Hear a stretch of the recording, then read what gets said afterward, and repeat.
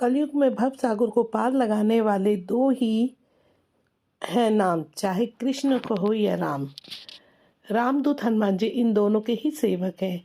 ये दो नहीं, असल में एक ही हैं। हनुमान जी को बलशालियों में सर्वश्रेष्ठ माना जाता है। इस संपूर्ण ब्रह्मांड में उनके आराध्य और आराध्य के भक्तों के सिवाय उन्हें कोई झुका नहीं सकता। तो दोस्तों, आज मैं आपको महावीर हनुमान जी के संबंध में 10 अनसुनी बातें बताने जा रही हूँ। तो सबसे पहली बात यह है कि हमारे हनुमान जी क्यों प्रमुख देव हैं। श्री राम की आज्ञा से हनुमान जी एक कल्प तक इस धरती पर रहेंगे। एक कल्प में चारों युग के कई चक्र होते हैं। हनुमान जी 4 कारणों से सभी देवताओं में सर्वश्रेष्ठ हैं। पहला कारण यह है कि सभी देवताओं के पास अपनी अपनी शक्तियां हैं। जैसे विष्णु के पास लक्ष्मी, महेश के पास पार्वती, ब्रह्मा जी के पास सरस्वती। हनुमान जी के पास खुद की शक्ति है, वो खुद की शक्ति से संचालित होते हैं। दूसरा कारण यह है कि वो इतने शक्तिशाली होने के बावजूद ईश्वर के प्रति पूर्ण समर्पित है। तीसरा यह कि वो अपने भक्तों की सहायता तुरंत ही करते हैं। और चौथा यह कि वो आज भी सशरीर है। इस ब्रह्मांड में ईश्वर के बाद यदि कोई एक शक्ति है तो वो है हनुमान जी। महावीर विक्रम बजरंग बली के समक्ष किसी भी प्रकार की मायावी शक्ति ठहर नहीं सकती है। ये अपने भक्तों को देते हैं दर्शन। हर युग और हर समय में उन्होंने श्री राम, श्री कृष्ण या अपने भक्तों को दर्शन दिए हैं। भीम और अर्जुन ने द्वापर युग में हनुमान जी के दर्शन किए थे। वहीं कलयुग में तुलसीदास जी, समर्थ रामदास जी, भक्त माधव दास, नीम करोली बाबा, राघवेंद्र स्वामी आदि कई लोगों ने उनके साक्षात दर्शन किए। गंध मादक पर्वत। कहते हैं कि हनुमान जी नेपाल तिब्बत सीमा पर स्थित गंध मादक पर्वत पर रहते हैं और वे वहां पर रहते हैं जहां पर रामायण का पाठ होता है। जगन्नाथपुरी की रक्षार्थ में वहां पर भी विराजमान है। चौथा, हनुमत रामायण। सर्वश्रेष्ठ श्री राम की कथा भगवान श्री शंकर ने माता पार्वती जी को सुनाई थी। इस कथा को एक कौवे ने सुन लिया। उसी कौवे का पूर्व जन्म काकभुशुंडी के रूप में हुआ। काकभुशुंडी ने भगवान गरुड़ को कथा सुनाई, परंतु वहां वाल्मीकि रामायण से पहले हनुमान जी ने रामायण को एक शिला पर लिख दिया था। हनुमान जी ने एक शिला पर अपने नाखूनों से लिखी थी। यह हनुमत रामायण के नाम से प्रसिद्ध है, परंतु बाद में उन्होंने वाल्मीकि जी की निराशा को देखते हुए इसे समुद्र में फेंक दिया था।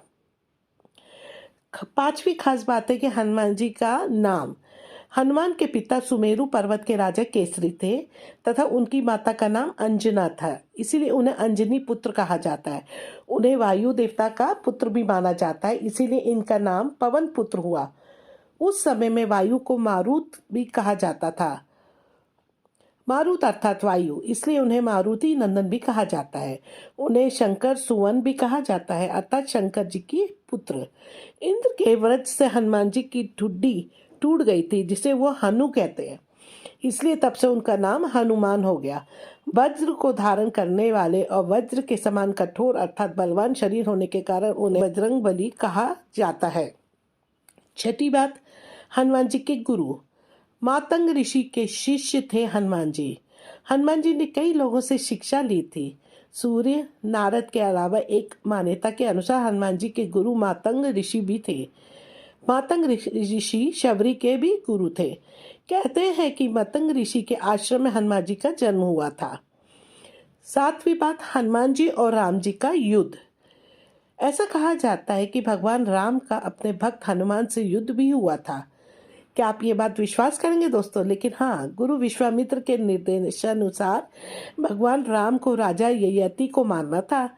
राजा ययाति ने हनुमान से शरण मांगी। हनुमान ने राजा ययाति को वचन दिया तो दे दिया। हनुमान ने किसी तरह उनके अस्त्र शस्त्र लड़ने के बजाय भगवान राम का नाम जपना शुरू कर दिया। राम ने जितने भी बाण चलाए सब बेअसर रहे। विश्वामित्र हनुमान को श्रद्धा भक्ति देखकर हैरान रह गए और भगवान राम को इस धर्म संकट से मुक्ति दिलाई। 8वां पॉइंट, माता जगदम्बा के ये महान सेवक है, बहुत बड़े सेवक है। राम भक्त हनुमान जी माता जगदम्बा के सेवक हैं। हनुमान जी माता के आगे आगे चलते हैं और भैरव जी पीछे पीछे। माता के देश भर में जितने भी मंदिर है दोस्तों, वहाँ उनके आसपास हनुमान और भैरव के मंदिर जरूर होते हैं। हनुमान की खड़ी मुद्रा में और भैरव का कटा सिर होता है। कुछ लोग उनकी ये कहानी माता वैष्णो देवी से जोड़कर देखते हैं। भगवान श्री राम और माता दुर्गा की कहानी की कृपा चाहने के लिए हनुमान जी की भक्ति जरूरी होती है। हनुमान जी की शरण में जाने से सभी सुख सुविधाएं प्राप्त होती है, हमारी सभी मनोकामना पूर्ण होती है और जो भी हमारे विघ्न बाधा हमारे सामने आते हैं वो सबको हर लेते हैं। इसके साथ ही जब हनुमान जी हमारे रक्षक हैं तो हमें किसी भी अन्य देवी देवता, बाबा, साधु, पीर फकीर, ज्योतिष आदि की बातों पर भटकने की जरूरत नहीं होती है। धर्म की स्थापना और रक्षा का कार्य 4 देवों के हाथ में है। ये 4 देव हैं दुर्गा माता, भैरव, हनुमान बाबा जी और कृष्ण भगवान जी। ब्रह्मास्त्र है हनुमान जी पर बेअसर। हनुमान जी के पास कई वरदानी शक्तियां थीं, लेकिन फिर भी वह बगैर वरदानी शक्तियों के भी शक्तिशाली थे। ब्रह्मदेव ने हनुमान जी को 3 वरदान दिए थे, जिसमें उन पर ब्रह्मास्त्र बेअसर होना भी शामिल था, जो अशोक वाटिका में काम आया। 10वां पॉइंट, हनुमान जी को जब मिला मृत्युदंड। ऐसा भी किंवदंती है कि भगवान राम जब राज सिंहासन पर विराजमान थे तब नारद ने हनुमान जी से विश्वामित्र को छोड़कर सभी साधुओं से मिलने को कहा। हनुमान जी ने ऐसा ही किया। तब नारद मुनि विश्वामित्र के पास गए, उन्होंने उन्हें भड़काया। इसके बाद विश्वामित्र गुस्सा हो गए और उन्होंने इसे अपना अपमान समझा। भड़कते हुए वे श्री राम के पास गए और उन्होंने श्री राम से हनुमान को मृत्युदंड देने की सजा को कहा। श्री राम अपने गुरु विश्वामित्र की बात कभी भी नहीं टालते थे। उन्होंने बड़ी ही दुखी होकर हनुमान पर बाण चलाए, लेकिन हनुमान जी राम का नाम जपते रहे और उनको कुछ भी नहीं हुआ। राम को अपने गुरु की आज्ञा पालन करनी ही थी, इसलिए भगवान श्री राम ने हनुमान पर ब्रह्मास्त्र चलाया। लेकिन आश्चर्यजनक रूप से राम नाम का जप कर रहे हनुमान जी को ब्रह्मास्त्र भी कुछ नहीं बिगाड़ पाया।